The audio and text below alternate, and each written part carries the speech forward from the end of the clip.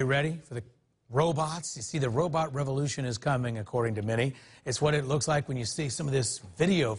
This is Boston Dynamics. Look at these things. Doing a lot of work. And new at 5, Channel 2 consumer advisor Clark Howard here to explain how robots might affect your job. It's true. Robots are taking jobs, but the key is embracing the robot culture because it could be key to you getting a job. Technology that walks like you, interacts with you, and works alongside you, sometimes better than maybe you do.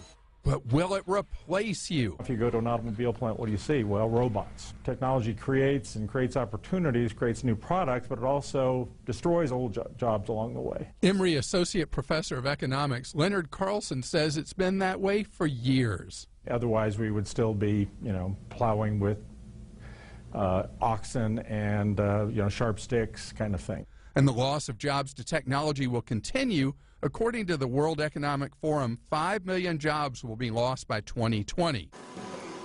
But should you be afraid that robots are going to completely take over? Georgia Tech roboticist Aaron Ames says no. There's actually passive springs right there in the ankles.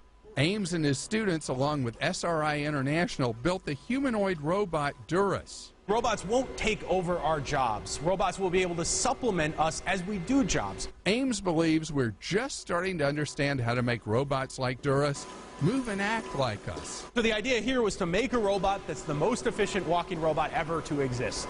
Even though Duras is walking on its own, it's not an intelligent entity. It's not cognitively thinking about the environment and making decisions at a cognitive level. If she starts doing this step, the system has learned that this pairing means something, so it will also start doing this. That's where Georgia Tech PhD student Mikhail Jacobs' work begins. As part of his research, Mikhail created a system that is able to interact with individuals in the form of dance. Thousands of lines of code give the program a starting point. The rest, it learns by interacting with people. You're not dancing alone. You're never dancing alone. You're dancing with everyone who's ever danced with the system before.